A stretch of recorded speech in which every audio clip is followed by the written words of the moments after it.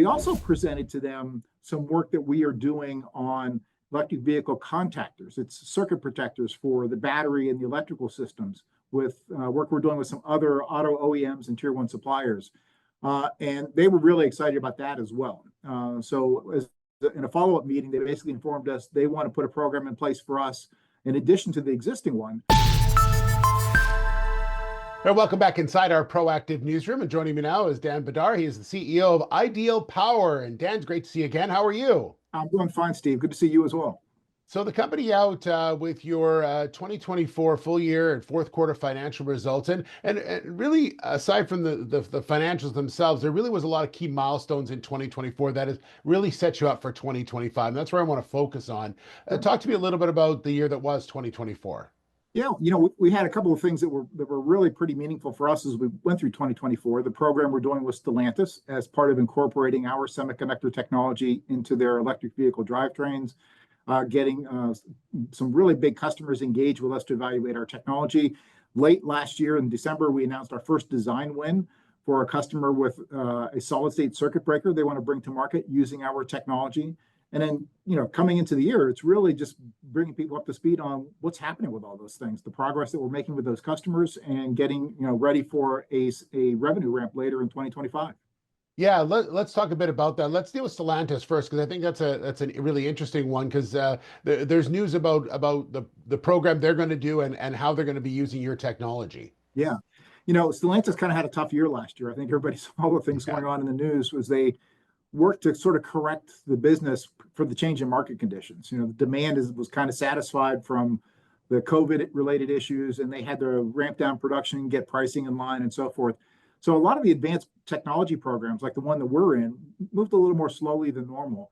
But here, just 2 weeks ago, we had a full program review with the Stellantis team in the U.S. and France and Italy, going through all the things that we had done in the first two phases of this program. The feedback on that was very positive. Looks like they're interested in moving forward into the next stage of this. But we also presented to them some work that we are doing on electric vehicle contactors. It's circuit protectors for the battery and the electrical systems with work we're doing with some other auto OEMs and tier one suppliers. And they were really excited about that as well. In a follow-up meeting, they basically informed us they want to put a program in place for us in addition to the existing one to work on EV contactors for their vehicles, because they're looking for a good, fast-acting, low-loss solution, and they don't really seem to have a good one yet. And they realize that our technology is exactly what they're looking for.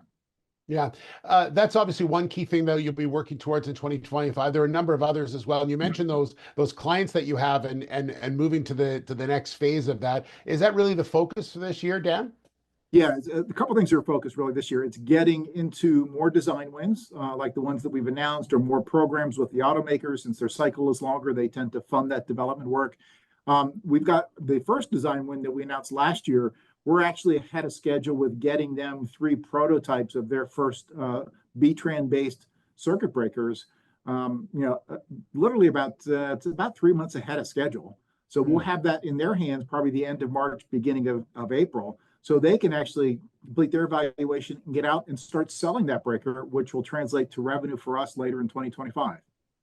Yeah. How about SymCool? Tell me a bit about this one that you and I have talked about. This seems to be exciting as well.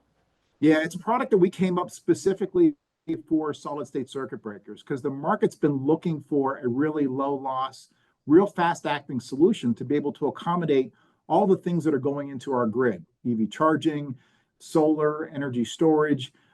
They need a good semiconductor solution to make those circuit breakers perform to the level that they need. And SymCool was really designed for that. It's very low loss, works about over 100 times faster than a traditional breaker, and it's programmable, does all the things that they need. So we're engaged with probably half a dozen really large companies that are evaluating our technology for breakers for the industrial and utility markets.